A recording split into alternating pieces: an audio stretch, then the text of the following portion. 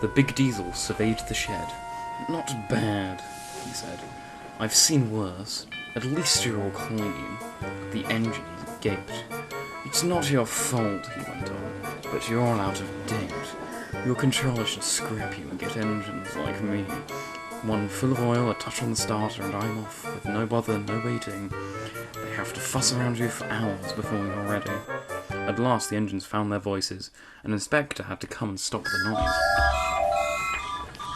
They held an indignation meeting early next morning around the turntable. "Disgraceful," rumbled Gordon. "Disgusting," said James. "Despicable," sputtered Henry. "To say such things to us," burst out Donald and Douglas together. "If to teach him a lesson we'd be wanting." But no one had any good ideas, and at last they all went off for work, except for Duck and Stepney. "Never mind," said Duck. "We'll be sure to think of something." "We'll have to be quick then," warned Stepney, but their chance came sooner than expected. The diesel was purring comfortably. He was being warmed up well before time. An inspector watched the fitter making final adjustments. The wind tugged at the inspector's hat.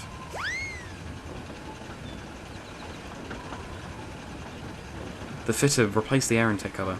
"Okay, mate," he said. The diesel saw his coaches waiting at the platform. He rolled proudly towards them.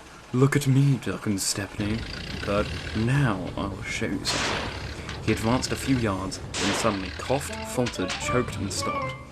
The inspector, meanwhile, had seen none of this. He was looking for his hat. The diesel seethed with baffled fury as they pushed him back to the shed. "My hat!" explained the inspector as the cavalcade went by. "Bother your hat!" said the Fat Controller crossly. "The train's due out in 10 minutes. You'll have to take it, Duck." Duck looked doubtful, but when Stepney asked, "Can I help him, sir?" he felt a bit better.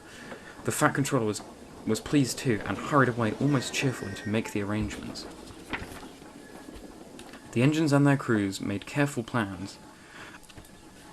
"A good start is everything on a job like this," warned Stepney. So as they backed down, they dropped sand on the rails, rolling it in firm with their wheels.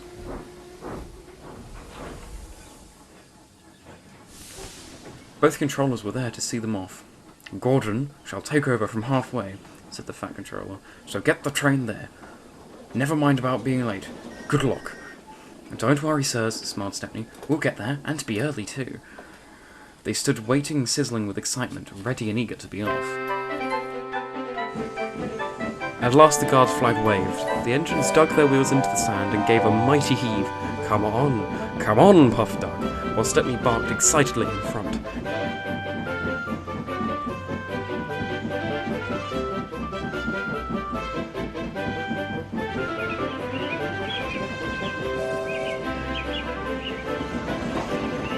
Moving carefully over the points, they reached the open line. "Now for a sprint," whispered Stepney. "I'm ready when you are, Puff Duck." Faster and faster they went, till their wheels were turning at such a speed that their sideboards were merely a blur. Under clear signals, they whizzed through Edward Station and charged at Gordon's Hill beyond.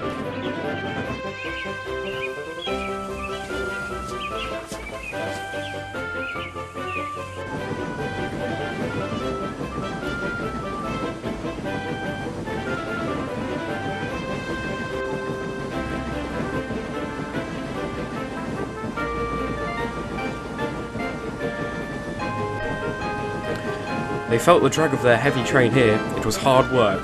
But once over the top, the last 10 miles were plain running, and they swept into the big station with fine style.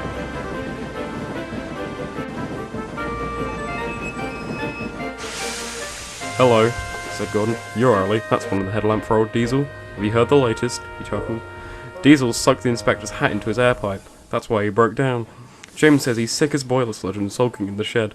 "Out of date, are we?" And he was still laughing as he puffed away.